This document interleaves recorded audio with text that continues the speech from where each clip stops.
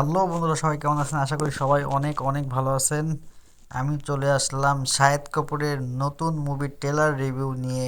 ও Romeo, এই সিনেমার পরিচালক বিশাল বরদরাজ, যিনি আগে আমাদের হায়দার, অমকরা এর মতো ডার্ক সিরিয়াল গল্প উপহার দিয়েছেন। প্রযোজনায় আছেন সাজিদ নাডিয়াদওয়ালা।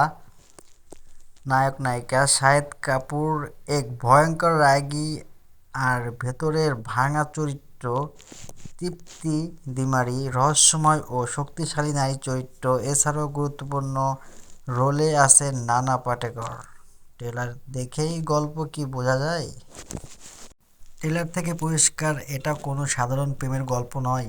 এখানে প্রেম আছে, কিন্তু সেখানে প্রেমের ভেতরে আছে রক্ত, প্রতিশোধ আর পাগলামি। শাহিদের চরিত্রটা খুবই আগ্রাসী আর তৃপ্তির সাথে তার সম্পর্ক ধীরে ধীরে ভয়ঙ্কর রূপে নেয়। ট্রেলারটা একটু বেশি হিংস্র আর ভারী মনে হয়েছে, রোমান্সের থেকে রাগ আর অস্থিরতা বেশি চোখে পড়ে। এটা সবার ভালো না লাগতেও পারে।